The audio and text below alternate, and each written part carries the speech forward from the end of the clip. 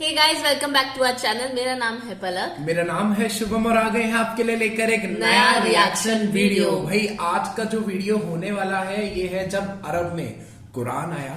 ये with visuals है भाई उमार शरीफ के और इंजीनियर मोहम्मद अली मिर्जा जी।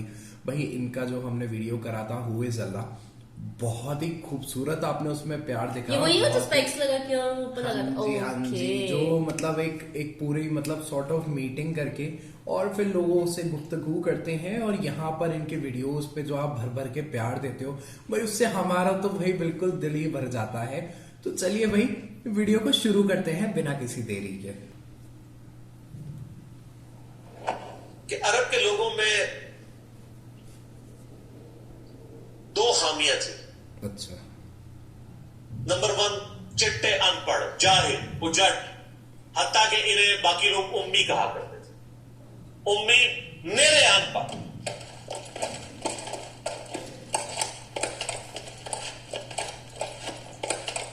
दूसरी खामी थी कि ये लोग आपस में लड़ते रहते थे। अरब लोग खानदानों के खानदान खत्म हो जाते थे। पानी पीने पिलाने के ऊपर झगड़ा हुआ है तो 10 साल लड़ाई हो रही है। अच्छा। ये दो खामियां थी। नंबर 1 चिट्टे अनपढ़, नंबर 2 लड़ाकू लेकिन आपस में। लेकिन दो खूबियां भी थी। एक खूबी ये थी कि ये टफ माहौल के आदी थे। रेगिस्तान के रहने वाले, कितनी ही दिक्कत हो गर्मियों में यानी इतने मुश्किल सफर करने वाले, ऊंट के ऊपर महीनों के सफर, थोड़ा सा साजो सामान के साथ। और दूसरी खूबी ये थी कि ये जब किसी को जुबान दे देते थे ना, फिर गर्दन ही कटती थी, पीछे नहीं हटते थे, चाहे किसी दुश्मन को भी जुबान दी। अल्लाह ने उनकी ये दो खूबी यूटिलाइज कर ली। जुबान दी अल्लाह के नबी इस्लाम को, जिसने दी, फिर गर्दन ही कटी है। और दूसरी खूबी के वो टफ माहौल के आदी थे लेकिन लड़ते आपस में थे।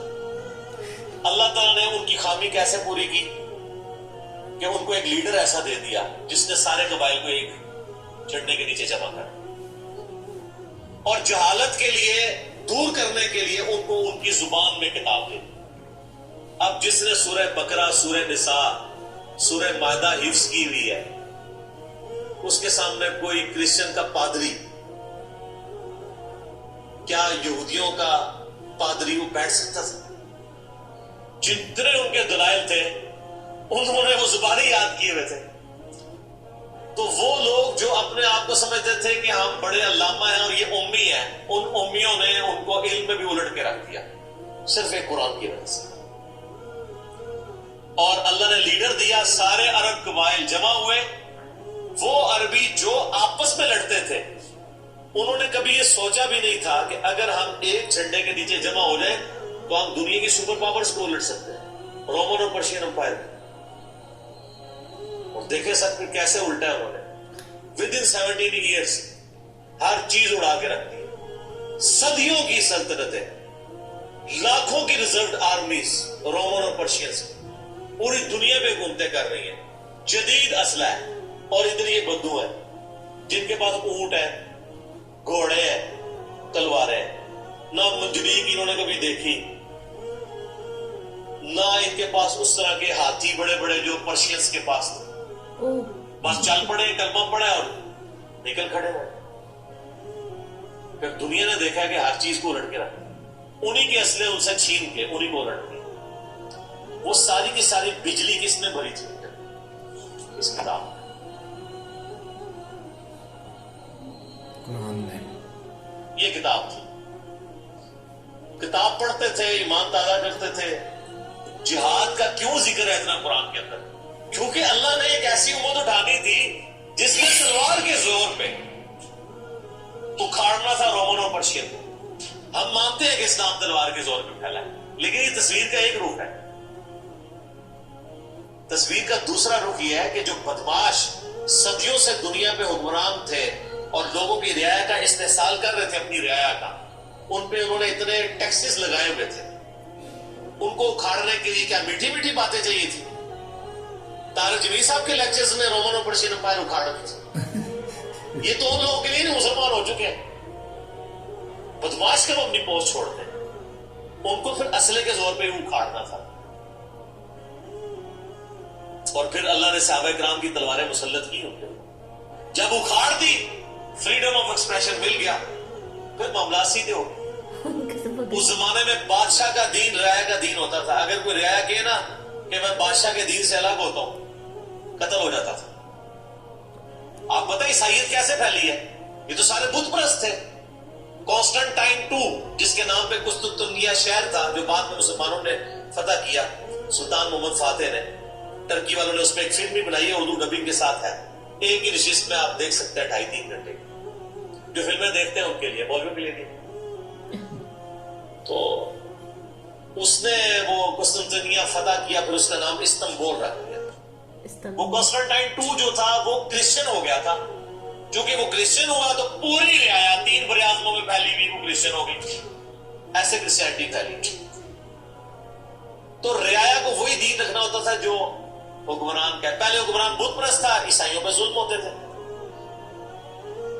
بعد میں جب حکمران ہی مسلمان ہو گیا, اس زمانے ظاہر عیسائیت اسلام کا ہی نام تھا, تو سارے پیچھے اس امام کے. یہ بڑا خطرناک معاملہ تھا. دوسری طرف پرشین جو ہے وہ آتش پرست تھے, ان کے نیچے آتش پرستی کا دین چل رہا. تو یہ پھر ضرورت تھی کہ فریڈم آف ایکسپریشن دیا جاتا. اسلام نے تلوار کے زور پہ ان کو اکھاڑا, ان کی بدماشیاں ختم کی, اور ایسی ختم ہوئی کہ بخاری مسلم کی حدیث ہے, نبی علیہ السلام نے فرمایا ان قریب کیسر ختم ہو جائے گا, پھر قیامت تک کوئی کیسر نہیں ہوگا. ہائے ہائے ہائے سر, یہ پروفیسیز اللہ کی تائید کے ساتھ ہی کوئی دے سکتا ہے. ان قریب کسرا ختم ہو جائے گا, قیامت تک کوئی کسرا نہیں ہوگا. دیکھ لیں 1500 سال ہو گئے, نہ رومن امپائر دوبارہ بنی, نہ پرشین امپائر دوبارہ بنی. حتیٰ کہ اب تو وہ کانسیپٹ ہی ختم ہو گیا, پرشین امپائر ختم ہو گیا. اور اس زمانے میں یہ بات کرنا ایک ایسے شخص کا جس کے اوپر ایمان لانے والے گنتی کے لوگ ہوں, بہت بڑی بات. اور اللہ نے پھر اکھڑوایا. اور آج فریڈم آف ایکسپریشن ایسا ہے کہ آج تلاوت ہو رہی ہوتی ہے تو ٹرمپ بھی بیٹھ کے سن رہا ہوتا ہے. کیوں؟ حالانکہ وہ کرسچن ہے. فریڈم آف ایکسپریشن آ گئے. آپ جائیں امریکہ میں, آپ کسی مارکیٹ میں مسلح ڈال کے نماز پڑھیں, کوئی آپ کو منع نہیں کرے گا. الٹا آپ کے ساتھ سیلفیاں بنا رہے ہوں گے کہ یہ کیا ہو رہا ہے. صحیح بات ہے. تو پہلے کو سوچ سکتا تھا کہ فرعون کے سامنے کوئی نماز پڑھتا؟ جادوگروں نے ذرا سی بات کی, ایمان لے کے تو اس کو وصولی دے دی. تو یہ اسلام اس دور جدید کا خالق ہے, اور یہ دور جدید کو تخلیق جو اسلام نے دی ہے وہ قرآن کے ذریعے. ایک علامہ وحید الدین خان صاحب ہیں انڈیا کے, 90+ ان کی ایج ہے. انہوں نے کتاب لکھی اسلام دور جدید کا خالق. اسی ٹاپک کو ایڈریس کی, کمال کی کتاب ہے, اور پڑھنے سے تعلق رکھتی ہے. آپ گوگل سے اس کا PDF بھی ڈاؤن لوڈ کر سکتے ہیں. چھوٹی سی کتاب ہے. انگلش میں بھی ایک کتاب لکھی ہے, گاڈ ارائزز, خدا ابھرتا ہے. خدا پھر جو ابھرا ہے نا قرآن کے ذریعے. خدا کو تو خیر مخلوق کی ضرورت نہیں ہے, لیکن مخلوقات نے جو تماشا بنایا ہوا تھا نا, اس تماشے کو ہمیشہ کے لیے اللہ تعالیٰ نے اپنے پیغمبر امام اعظم سیدنا و مولانا محمد رسول اللہ صلی اللہ علیہ وآلہ وسلم کے ذریعے شرک کا خاتمہ کر کے قیامت تک کے لیے دین اسٹیبلش کیا اس کتاب نے. اب یہ کتاب قیامت تک نبی الاسلام کا معجزہ ہے. یہ کتاب ہے سر جس نے دنیا پلٹ دی.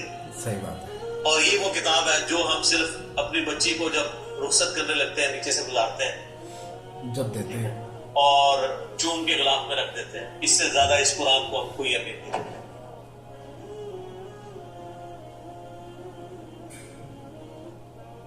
حالانکہ یہ قرآن اس لیے نازل ہی نہیں ہوا, یہ تو ہماری کتاب زندگی ہے. لیکن ماشاءاللہ ایسی سازش اسلام کے خلاف کی ہے, کافروں نے نہیں, مسلمانوں پوری نیک بیتی کے ساتھ جنازہ نکالا دین کا, اور ایک سلوگن دے دیا قرآن نہیں ڈھنڈ پڑھنا گمراہ ہو جاؤ گے. قرآن میں بڑی بڑی مشکل چیزیں ہیں, اس کو ہاتھ نہیں لگانا. یہ یہودی بات کرتے تو ہم کہتے ہیں یہ اللہ کے دشمن ہے, مسلمان کہہ رہے ہیں ہم کہہ رہے ہیں بالکل صحیح ہے. وہ میرا کلپ آیا نا پچھلے. لیکن مجھے ایک مولوی نے کہا ہے تو وہ اسلام 360 کے اوپر جو اس نے حملہ کیا تو میرا کلپ بھی اس پر ریکارڈ ہوا. تو پہلے تو لوگ کہتے تھے یہی باتیں کرتا ہے, اب تو ویڈیو میں لوگ ریکارڈ کرا رہے ہیں کہ جی قرآن ڈائریکٹ نہیں پڑھنا, گمراہ ہو. اچھا آج تک آپ نے کبھی نہیں سنا یہ کہ فلاں مولوی کی کتاب ڈائریکٹ نہیں پڑھنی, آپ گمراہ ہو جائیں. یعنی مولوی کتنا سیانا ہے کہ اس کو طریقہ پتا ہے کہ میں نے بات کیسے سمجھانی ہے, اور اس کو ایسی کتاب لکھنی بھی آتی ہے جو گمراہ نہ کرے, اور اللہ کو ایسی کتاب نہیں دینی آئی کہ جو گمراہ ہونے سے بچا لے. قرآن میں کہاں ہے کہ یہ گمراہ کرتا ہے؟ وہ تو اللہ نے ٹانٹ کیا کہ جو قرآن پہ ایمان نہیں لاتے وہ گمراہ ہوتے ہیں, جو ایمان لے ہیں اور بات مان لیں وہ کیسے گمراہ ہوں گے؟ صحیح بات ہے. یہ تو تعریف کی ہے انہوں نے, وہ تو نالج دے رہے ہیں نا. اس کتاب نے جناب دنیا کی کایا قلم کی ہے, اور اس کا ٹیسٹ آپ تبھی فیل کر سکتے ہیں جب آپ خود پڑھیں, آپ عربی جانتے ہو تھوڑی بہت, یا پھر اگر آپ نے اردو میں ٹیسٹ لینا ہے تو آپ مولانا مودودی رحمہ اللہ کا ترجمہ پڑھیں. وہ اسی سوز و گداز کو ٹرانسلیٹ کرتا ہے اردو کے. میں نے ابھی تک کسی اور بندے کے ترجمے کو نہیں دیکھا کہ جو ترجمے بڑے لوگوں نے کیا, مطلب بریلوی صاحب نے, شری تھانوی صاحب نے, ان دونوں کے ترجمے تو ویسے ہی وقت کے ساتھ ختم ہو گئے اس لحاظ سے کہ اس میں تو کئی الفاظ جو ہیں وہ پرانی اردو کے. ہمارے نئے بچوں کو تو سمجھ نہیں آتی یہ لکھا کیا ہوا ہے. ہم نے کئی سنگتیں ہلاک کر دی. سنگتیں پتہ کسے کہتے ہیں؟ نہیں پتہ. کئی امتیں, انہوں نے امت کا ترجمہ سنگت کیا, اس زمانے میں وہ چلتا تھا. آج کل اگر آپ والا سب کا ہی ترجمہ رکھے تو ہم کو نہیں سمجھا. لیکن مودودی صاحب نے چونکہ لیٹسٹ اردو میں ترجمہ کیا اور پھر وہ سوز و گداز ٹرانسفر کیے. میرا چیلنج, آپ کوئی قرآن کی صورت نکالیں اپنی مرضی کی, باقی ساروں کے ترجمے رکھے, پھر مودودی صاحب کا بھی پڑھیں, تو آپ کو لگے گا کہ آپ کا دل تیزی دھڑکنا شروع ہو گیا ہے. الفاظ کی چناؤ, پھر اس میں جو ریتم ہے, اور وہ انہوں نے تفہیم القرآن کے مقدمے میں لکھا ہے کہ میں نے دیکھا ہے کہ ہمارا نوجوان قرآن ترجمے سے لے کے بیٹھتا بھی ہے تو بور ہو جاتا ہے. تو ان کا میں نے سمجھا کہ کیوں ہوتا ہے وہ, کیونکہ وہ تو پڑھ رہے ہیں اردو میں, اللہ نے تو قرآن نازل کیا عربی میں, عربی اس نے سیکھنی کوئی نہیں ہے, اور اردو نے جو ترجمہ کیا ہوا ہے وہ انہوں نے ترجمہ کیا ہوا ہے ایز اے اسٹوری بک. مطلب یہ بول رہے ہیں کتاب کہ زندگی ہے, عربی میں یہ تو زندہ کتاب ہے قرآن, بلکہ مسلمانوں کی زندگی کا ٹرانسلیٹ کر رہے ہیں صحیح مسلم حدیث اللہ اس تو وہ ایز اے اسٹوری بنا دی, مطلب اس میں اصلی فیکچوئل چیزیں نہیں ہیں, ایسے بول رہے ہیں. امتوں کو زوال دے گا, جس کو ڈاکٹر اقبال نے پھر شعر میں کہا, وہ زمانے میں معزز تھے مسلمان ہو کر اور تم ہار ہوئے تارک قرآن ہو کر. وہ زمانے میں معزز کون؟ صحابہ اہل بیت, تابعین تبع تابعین, اور تم ہار ہوئے کون؟ اسی, اور صرف اسی نہیں, ساڑھے بزرگ بھی. یہ نہ سمجھیے گا, ظاہر آپ تو ہم کہہ سکتے ہیں نا, ڈاکٹر اقبال کے زمانے میں انڈیا پاکستان بنگلہ دیش کے جتنے بابے زندہ تھے, آج تو کہہ سکتے ہیں مر گئے ہیں. ڈاکٹر اقبال جب یہ شعر کہہ رہا تھا تم خار ہوئے تارک قرآن ہو کر, تو وہ خار احمد بریلوی صاحب, اشرف تھانوی صاحب, یہ سارے لوگ زندہ تھے اس وقت, انہیں کو ہی کہہ رہے تھے نا. حتیٰ کہ قرآن کے ترجمے کو بھی گناہ سمجھا گیا. یہ تو بہت بعد میں ترجمہ ہوا ہے, پہلا ترجمہ شاہ ولی اللہ دہلوی نے کیا. پہلے تو لوگ کہتے ہیں قرآن کا ترجمہ کرنے کی ضرورت نہیں ہے, اور یہاں لوگ کہتے ہیں بزرگوں کی بڑی خدمات ہے. ہم پوچھتے ہیں 1000 سال سے بزرگ یہاں بیٹھے ہوئے, کسی ایک بزرگ کا قرآن کا بخاری کا ترجمہ مجھے دکھا دیں کہ جی یہ سلطان باؤ نے دیکھے نہیں قرآن کا ترجمہ کیا, یہ نہیں داتا صاحب نے بخاری شریف کا ترجمہ کیا. کیا انڈیا پاکستان بنگلہ دیش کے لوگوں کی زبان عربی تھی؟ فارسی تھی نا. تو کسی بزرگ کو توفیق نہیں ہوئی ہے کہ قرآن کا فارسی میں ترجمہ کر دیں. اتنا بڑا چھکا میں نے مارا ہے کہ قیامت تک یہ روئیں گے. آندہ کو کیا نا بزرگوں کی خدمات ہے. ہمارے پرائم منسٹر صاحب بھی کہتے ہیں جی وہ فرید الدین گنج شکر کی بڑی تعلیم. فرید الدین گنج شکر صاحب نے کون سا قرآن کا ترجمہ کیا ہے؟ اگر کسی نے قرآن کا ترجمہ ہی نہیں کیا, بخاری مسلم کا ترجمہ ہی نہیں کیا, وہ کیا خدمات کرتا رہے؟ وہ اپنی تعلیمات دیتے رہے. صحیح غلط اس کا فیصلہ ہم نہیں کرتے, وہ تو پھر میں اور طرف چل پڑوں گا. صرف جو خدمات والا ڈونگ رچایا ہے نا, وہ میں آپ کو بتا دوں. جتنوں کے مزار بنائے ہوئے آپ نے, کسی ایک کا ترجمہ دکھا دے قرآن کا, تو یہ پھر انہوں نے جان بوجھ کے سیاست کی اسلام کے نام کے اوپر, اپنی باتیں کرواتے رہے.